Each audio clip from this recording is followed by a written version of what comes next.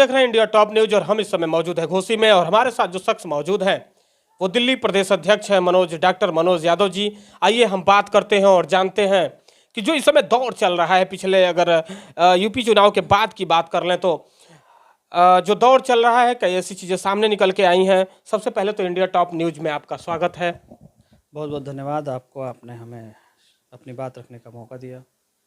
Latest matter है, अभी उस पर हम बात कर लेते हैं। कल यूपी इंटर का पेपर अंग्रेजी का फिर से लीक हो गया, जबकि इससे पहले यूपी टेट लीक हुआ था तो ये हुआ था कि दोषी जो भी हैं उन पर बख्शा नहीं जाएगा और ऐसी कार्रवाई की जाएगी जिससे कि आने वाले जो परीक्षा है उस पर असर न पड़े।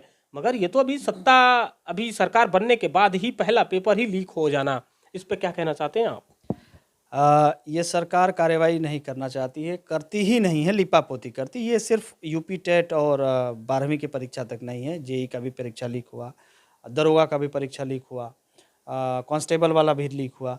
ये सरकार के संरक्षण में हो रहा है। सरकार कार्रवाई के नाम पे लिपापोती करती है, मीडिया बाइट दे देती है, मीडिया हवा बनाए रखती है सरकार के पक्ष में। इससे ज़्यादा कुछ नहीं हो रहा है। सरकार के संरक्षण में ही सब कुछ हो रहा है और सरकारी संरक्षण के लोग ही ये सब कर रहे हैं। तो क्या लगता है आपको, जिस तरह से बाबा का बुलडोजर चल रहा है, बार बार चीजें निकल के आ रही हैं कि बाबा का बुलडोजर, बाबा का बुलडोजर, फिर ये बाबा का बुलडोजर आम जनता को ही दहशत फैलाने का काम क्यों किया जा रहा है? और उनको क्यों नहीं दहशत हो रही है जो बाबा का बुलडोजर लेके चल रहे हैं? जैसे कि अफसर लोग लेके तो आगे आगे वही चलते हैं, फिर उन्हीं को डर क्यों नहीं है? वो जानते हैं, क्योंकि वो बाबा के संरक्षण के लोग हैं और बाबा का बुलडोजर सिर्फ अर्जित लोकतंत्र को की धज्जियां किस तरीके से उड़ाए जाए उसके लिए है। और बाबा का लोग आदित्यनाथ योगी, जो हमारे आदरणीय श्रीमान आदित्यनाथ योगी जो हमारे मुख्यमंत्री हैं, उनको लोकतंत्र में भरोसा नहीं है, लोकतांत्रिक व्यवस्था में भरोसा नहीं है। नहीं तो विपक्ष के प्रत्याशी के घर के सामने बुलडोजर खड़ा नहीं करते। हमारे जौनपुर के एमएलसी के प्रत्याशी हैं डॉक्टर मनोज कुमार यादव, उनके घर के बाहर इसलिए बुलडोजर खड़ा कर दिया गया कि वो घर से ना निकल पाएँ।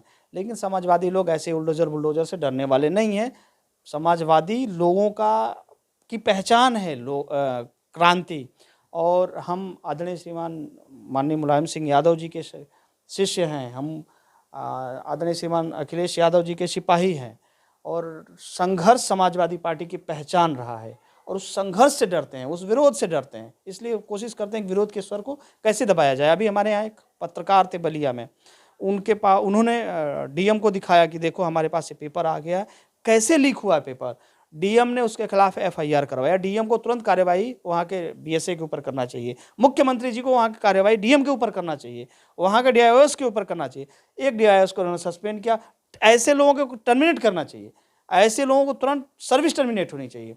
आखिर इस तरीके के यहाँ लाखों जो हमारे अभ्यर्थी हैं वो आत्महत्या कर रहे हैं। दिन पे दिन पठन पाठन की वस्तुएं महंगी हो रही हैं, बावजूद इसके मुख्यमंत्री जी कार्रवाई ना करने के जगह पे मीडिया करती बहुत निर्णायक करे। क्या निर्णायक कार्रवाई हुई? दरोगा का पर्चा लीक हो गया, सिपाही वाले कांस्टेबल भर्ती वाला पर्चा लीक हो गया, जेई वाला पर्चा लीक हो गया, टीटी वाला हो गया, शिक्षक वाला हो गया, अब ये देख लो 12वीं के बच्चों का परीक्षा लीक। तो देश, उत्तर प्रदेश के भविष्य को बर्बाद करने पे तुले हुए हैं सरकार में बैठे लोग। तो क्या सरकार के पास ऑप्शन तो है ना कि जो अफसरशाही लोग बैठे हैं इन पे बुलडोजर चलाए और इनको बड़ी तादाद में जो लोग दोषी हैं इनको जेल भेजे?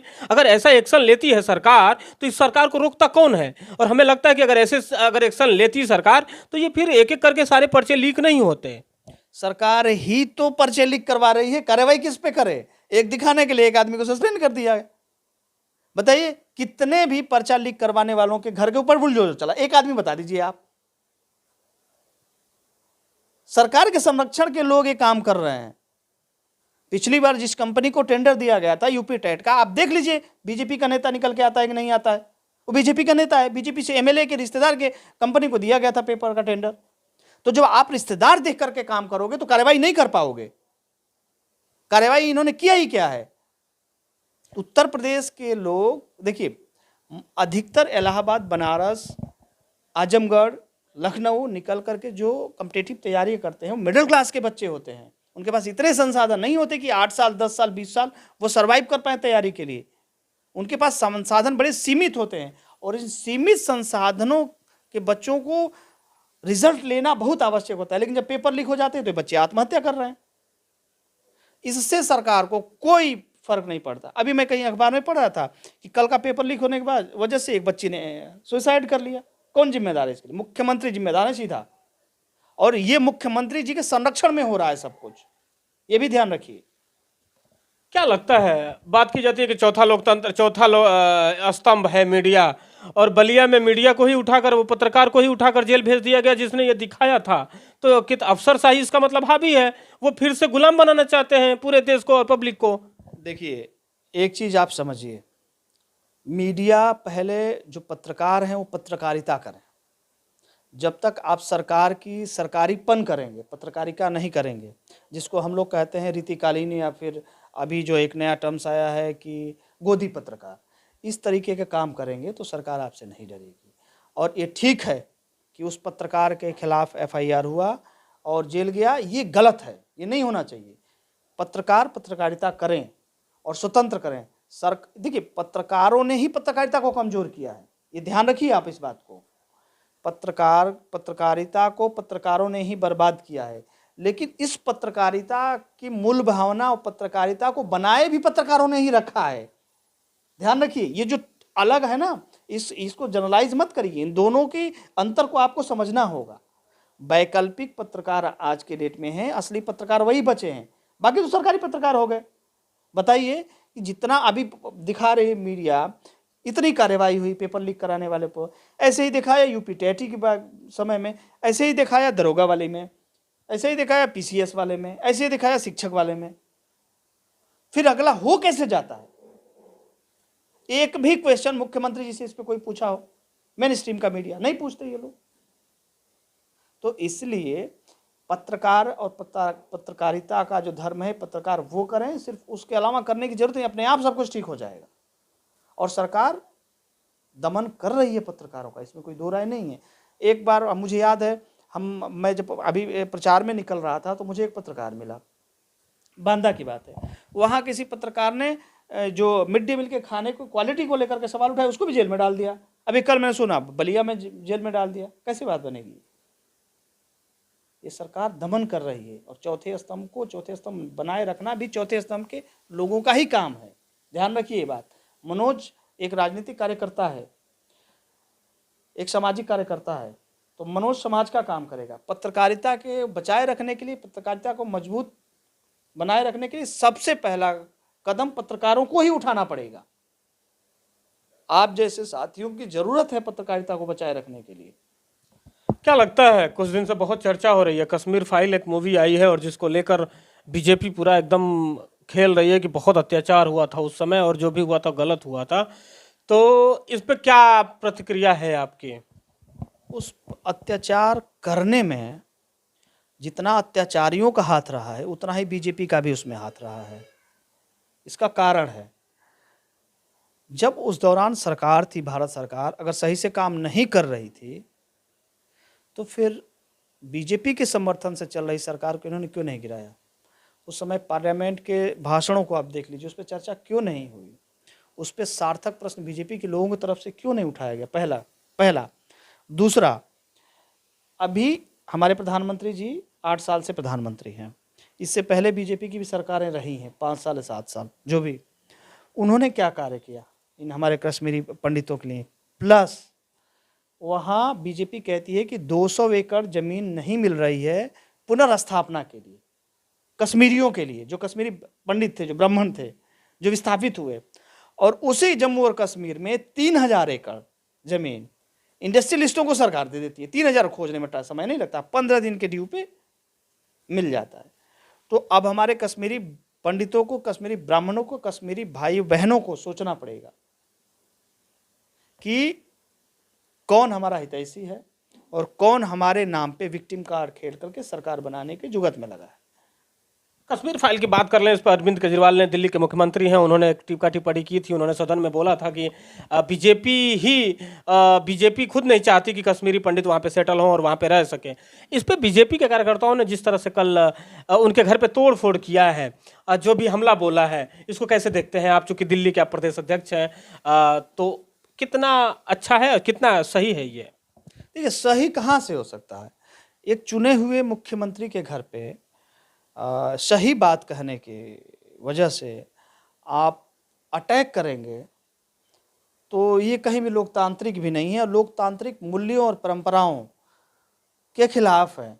आप असहमत हो सकते हैं, आप उस पे तर्क करिए, उस पे आपके क्या तथ्य हैं उस तथ्यों को रखिए, उनके घर के ऊपर आप अटैक कर रहे हैं, ये गलत बात है, ये नहीं होना चाहिए। ये लोकतांत्रिक मूल्यों के खिलाफ है, लोकतांत्रिक परंपराओं के खिलाफ है और लोकतंत्र में ऐसी हिंसा को अगर हिंसा से तंत्र नहीं चलेगा। हमारा जो लोकतंत्र है वो गांधी जी की अहिंसा से अर्जित हुआ और बड़ी लड़ाइयाँ लड़ी गई और लड़ने के बाद ये तंत्र लोकतंत्र बना और इसमें आदरणीय बाबा साहेब भीमराव अंबेडकर ने दिन रात एक करके एक संविधान बनाया और संविधान में हर एक चीज़ की एक व्यवस्था बनाई। अब बीजेपी के लोग कह रहे हैं कि हम उनके घर गए थे मिलने। मैं पूछ रहा हूं उन लोगों से कि किसी के गेट को कूद करके, किसी के सिक्योरिटी वाले को धक्का दे करके और कौन सा मिलना होता है और उनके घर के बाहर नारेबाजी मुर्दाबाद के नारे लगा करके कौन सा मिलना होता है।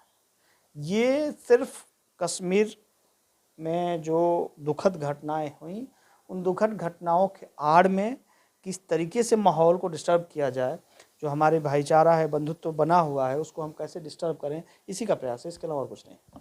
क्या लगता है आपको कि अगर इस तरह की तस्वीरें आती रहेंगी तो क्या देश में शांति बनी रहेगी? जिस तरह से राजनीतिक पार्टियां, सत्ताधारी पार्टियां, हर पार्टियां, कोई पार्टी चूकती नहीं है और हमें लगता है कि लोगों को दंगा करवाने में और दंगा भड़काने में सबसे ज़्यादा तो रोल आम आदमी का नहीं, सबसे ज़्यादा रोल तो पार्टियों का होता है जो तस्वीरें निकल के आती हैं।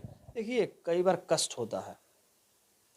कष्ट इसलिए होता है कि हमारे देश की अर्जी लोकतांत्रिक व्यवस्था है और उस व्यवस्था में सबके अधिकार चिन्हित है, सबके जो कार्यकलाप हैं और कार्यक्षेत्र हैं वो भी निर्धारित हैं। बावजूद इसके एक जज द्वारा ये कहा जाता है कि अगर कोई किसी भी समाज के खिलाफ गलत टीका टिप्पणी करे और वो मुस्कुरा के करे तो उसको हम हिंसा फैलाने का आरोप नहीं मानेंगे। ये दिल्ली हाई कोर्ट के एक ऑनरेबल जज ने कहा है।